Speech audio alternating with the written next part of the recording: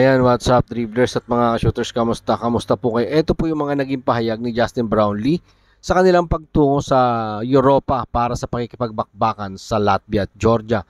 At Gilas Pilipinas hindi nga po pinalad na manalo sa kanilang unang tune-up game kontra sa Turkish national basketball team. Bakit nga ba at ano nga ba ang sinabi ni Justin Brownlee? Yan yung ating pag-uusapan at tatalakayin sa video ito matapos po kung maglambing sa inyo ng isang like, share, comment down below and don't forget to subscribe and hit that notification bell button para updated po tayo sa ating mga video. Mga shooters, eto nga pong ating Gilas Pilipinas ay susubukang umakyat sa pinakamataas na bundok bago umabot sa kanilang pangarap na Paris Olympic Game laban po sa Latvia at Georgia. Pero ito pong ating naturalized player na si Justin Brownlee ay hindi na nabigla sa mga bagay na ito. Sa halip, tinitingnan po niya ang mga bagay na mas simple sa pamamaraan. Para kay Justin Brownlee, kung gusto talaga ng Gilas Pilipinas na mapabilang sa Paris Olympic ay kailangan patunayan ng ating pong national team at gawin nila ang kung ano ang dapat gawin para maging Olympian at wala silang dapat gawin kung hindi ang talunin ang mga dapat talunin sa papalapit na Olympic qualifying tournament. Yan nga po ay susubukan nilang pataubin ang rank number 6 na Latvia at rank number 23 na Georgia. Narito po si Justin Brownlee sa ulat ni Reynald Magalyon ng Manila Bulletin. Mahirap ito para sa amin.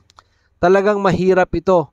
Pero kaya nga kami nandito maglalaro kalaban ang mga galing sa mundo. At syempre, kung gusto mo talagang maging Olympian at maging kwalipikado, kailangan mong maglaro kalaban ang mga galing sa mundo.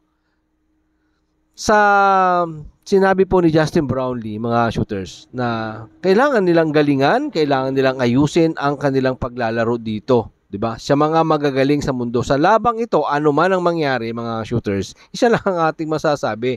Ito po ay ating pambansang koponan ng Gilas Pilipinas. Ay sana maging proud po tayo bilang isang Pilipino at sumuporta sa ating pambansang koponan ng Gilas Pilipinas. Dahil sabi nga po ng ating naturalized player na si Justin Brownlee, gagawin nila ang kanilang makakaya para bigyan tayong muli ng kasiyahan sa ating pong mga kababayan na naniniwala sa kakayahan ng ating pong Gilas Pilipinas. Narito po ang pagpapatuloy ng pagpapahayag ni Justin Brownlee sa ulat pa din ni Reynald Magalyon ng Manila Bulletin. Sa tingin ko, magandang experience ito para sa atin. Gagawin lang namin ang makakaya namin.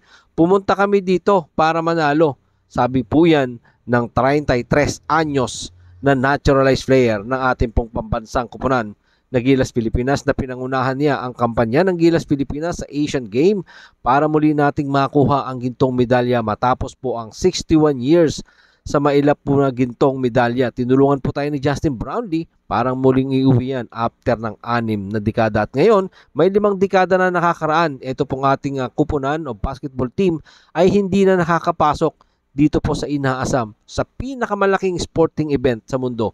Ito pong Paris Olympic. At susubukan po ni Justin Brownlee muling tulungan ang Gilas Pilipinas na dalhin ito pong ating kuponan dito po sa nalalapit na Paris Olympic. Pero siyempre, eto nga, dadaan sila sa butas ng karayom sa pamamagitan ng Olympic qualifying tournament kontra sa Latvia at sa Georgia. Hindi lang po yan, may Group B pa po silang makakalaban dyan sa crossover match. If ever na manalo sila sa dalawang game na to, makakalaban po nila sa Group B, alinman doon sa mga nasa lineup po ng Group B, mga shooters. No? Yan po yung ating abangan kung malulusutan nga ba ng Gilas Pilipinas ang hamon ng Latvia at ng Georgia. Kagabi, hindi po nalusutan ng ating Gilas Pilipinas para makuha ang 84-73 pagkatalo sa kamay po ng Turkey National Basketball Team sa Istanbul, Turkey. Sa una nga po nilang tune-up game, sa dalawang tune-up na nakalaan para laruin po nila dyan po sa Europa bago nga po ang FIBA Olympic Qualifying Tournament dyan po sa Riga, Latvia.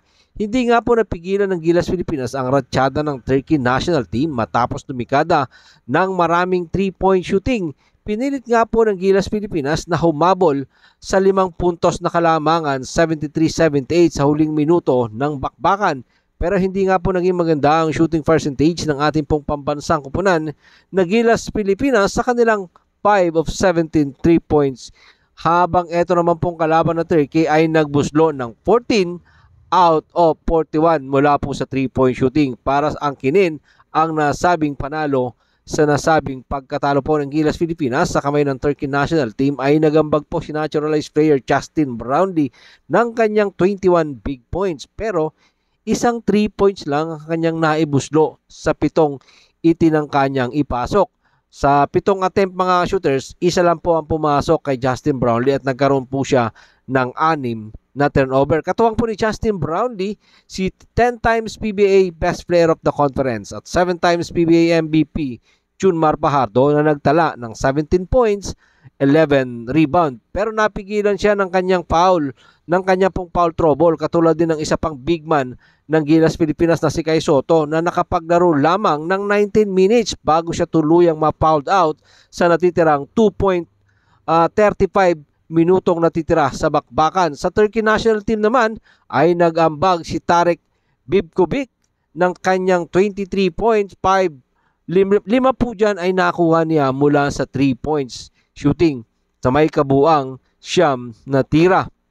Naglaro nga po ang Turkey National Team na wala ang kanilang mga NBA player na sina Sedi Osman na player po ng San Antonio Spurs pero nasa court po siya, nasa courtside po siya para manood lamang ng laro dahil naghahanda nga po din ang nasabing kupunan na Turkey para sa FIBA Eurobasket 2025 qualifier sa November po yan. Maliban nga po kay JB at Junmar Fajardo ay wala na pong iba pang gumawa ng double digit para po sa ating Gilas Pilipinas. Wala na pong nakapag-score ng double digit performance. Si Dwight Ramos, meron lamang po siyang 4 points, 8 rebound at 7 assist. After nga po ng nasabing tune-up game ay lilipat naman ito pong ating pambansang kupunan ng Gilas Pilipinas dyan po sa Poland para sa isa pa pong tune-up game, friendly game. This coming Saturday po yan, Sunday sa Manila time. Bago pa sila pumunta ng Riga, Latvia para naman sa Olympic qualifying tournament. Again, isa lang ang masasabi natin. Nasabi na po ni Coach Tim Conto na hindi mahalaga sa kanila ang panalo sa kanila mga friendly at tune-up game na ito. Ang mahalaga ay maayos nila ang kanilang sistema mga shooters dahil ang kailangang panalo ay nandyan po sa Latvia at sa Georgia. Dahil ang mananalo nga po dyan ay tutungo para sa Paris Olympics. Sa matagal na po nating pinapangarap na Paris Olympic. Mga shooters, no? Matalo ka man dito sa 2 tune-up game na to, di ba? Tapos, nanalo ka doon sa pinakamahalagang laban, yun ang pinaka-importanting maiuwi ng ating pong pambansang kupunan ng Gilas Pilipinas. Dahil alam natin, yun ang ikakasaya ng ating pong mga kababayan dito po sa ating pong bansa, sa Gilas Pilipinas, mga shooters. No, wala na pong sana sa ating pong panawagan, no? Paulit-ulit po ito again. Sana sama-sama po tayong suportahan ng ating pong pambansang kupunan ng Gilas Pilipinas. Wala na sanang baser.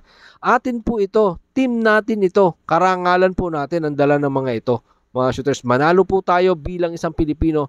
Tangay po natin ang karangalan bilang isang atletang Pilipino. Maraming salamat po sa inyong panonood. Naman po ang inyong maging opinion. Pag-usapan po natin yan dyan sa comment section. Ingat and God bless everyone. Adjourn, Laban Pilipinas, Puso